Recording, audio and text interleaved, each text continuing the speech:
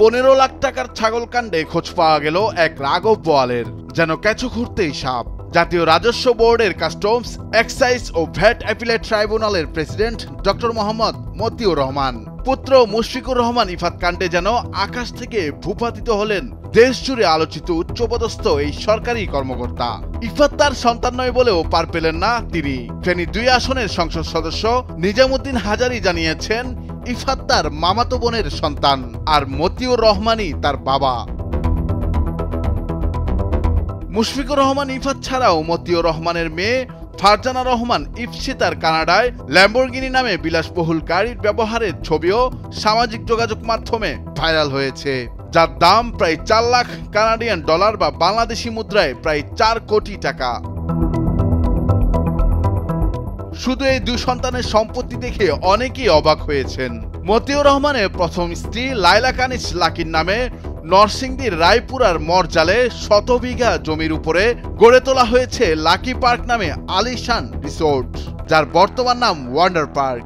এছাড়াও নরসিংদীর নাগরিয়াকান্দির golden star পার্কে রয়েছে অংশীদারিত্ব। স্ত্রীর নামে মিলছে এমন অসংখ্য অবৈধ সম্পদের বিবরণ। গত 18 বছরের ব্যবধানে 4 দফা উচ্চপদস্থ এই সরকারি কর্মকর্তার অবৈধ সম্পদের অনুসন্ধানে টিম গঠন করা হলেও রহস্যজনকভাবে প্রতিবারই অভিযোগ পরিসমাপ্তি করে তাকে দেয়া হয় ক্লিনচিট। তবে এবার তার বিষয়টি সামাজিক যোগাযোগ মাধ্যমে প্রকাশ্যে আসায় নড়েচড়ে বসেছে দুদক। হাইকোর্টও তার বিষয়ে অনুসন্ধান করতে নির্দেশনা দিয়েছেন। এর মধ্যে দুর্নীতি দমন কমিশন মতিউর রহমানের বিষয়ে অনুসন্ধান শুরু করেছে। এদিকে ভোরের কাগজ অনুসন্ধানী টিম মতিউর রহমানের ঘরে আলাদিনের চেরাগের খোঁজ পেয়েছে। মতিউর রহমানের বাড়ি বরিশালের মুলাদি উপজেলায়। ঢাকা বিশ্ববিদ্যালয়ের ফাইন্যান্স বিভাগ থেকে স্নাতক ও স্নাতকোত্তর সম্পন্ন করেছেন মতিউর রহমান। 11তম BCS এ বাণিজ্য ক্যাডারের কর্মকর্তা হিসেবে যোগ দেন তিনি। বিপুল সম্পত্তির মালিক জাতীয় রাজস্ব বোর্ডের সদস্য মতিউর রহমানের ঔরসে দ্বিতীয় স্ত্রী শাম্মী আক্তার শিবলির গর্ভে জন্ম ভাইরাল হওয়া তরুণ মুশফিকুর রহমান ইফাত। প্রথম স্ত্রী লাইলা কানিজ লাকি বর্তমানে নরসিংদীর রায়পুরা উপজেলা পরিষদের চেয়ারম্যান। তার গর্ভে রয়েছে আরো 2টি সন্তান। পারিবারিক সূত্রে জানা যায়, শুরুর দিকে লালমাটিয়ার একই ফ্ল্যাটে ছিল 2 স্ত্রীর বসবাস, কিন্তু তা সুখের হয়নি। দাম্পত্য কলহ চরমে পৌঁছালে লালমাটিয়া থেকে দ্বিতীয় স্ত্রী চলে আসেন অভিজাত এলাকা ধানমন্ডিতে। সেখানে তার নজরকাড়া ফ্ল্যাট সাজানো হয় প্রায় 2 কোটি টাকা দিয়ে। 1996 ও 1997 2 বছর বেনাপোল বন্দর কাস্টমসের সহকারী কমিশনার ছিলেন মতিউর রহমান। তৎকালীন সময়ে তার বিরুদ্ধে বেপরোয়া ঘুষ ও দুর্নীতির অভিযোগ ওঠে। 2 বছর দায়িত্ব পালনকালে বেনাপোল বন্দর থেকে তিনি অঢেল সম্পদ কামিয়েছিলেন।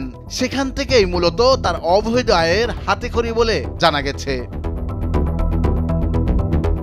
অনুসন্ধানে জানা গেছে, ক্যাডার পরিবর্তন করে বাণিজ্য ক্যাডারের 11 ব্যাচ থেকে কাস্টমসের 13 ব্যাচের সঙ্গে যোগ দেন ডক্টর মতিউর রহমান।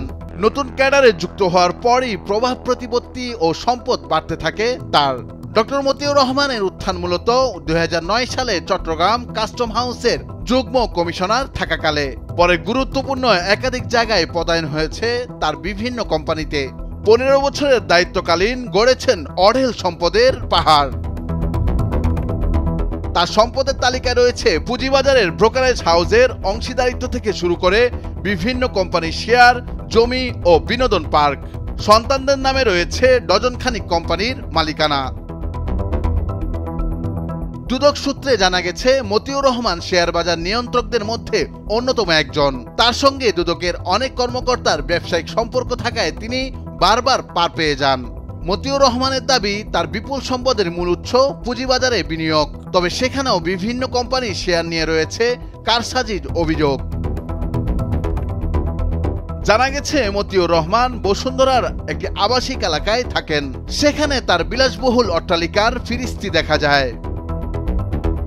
শুধু রাজধানী ঢাকা বা গাজীপুরে নয়, মতিউর রহমান অঢেল সম্পত্তি কিনেছেন শ্বশুরবাড়ি নরসিংদীতেও। তার স্ত্রী লাইলা কানিজের নামে রয়েছে অঢেল সম্পদ। পার্ক রিসোর্ট থেকে শুরু করে বাণিজ্যিক এলাকায় কোটি কোটি টাকার জমি প্লট রয়েছে তার নামে। রাজধানীর বসুন্ধরা, গাজীপুর সদর, খিলগাঁও মৌজায় এবং সাভারে অসংখ্য জমি রয়েছে স্ত্রী ও ছেলে সন্তানের নামে।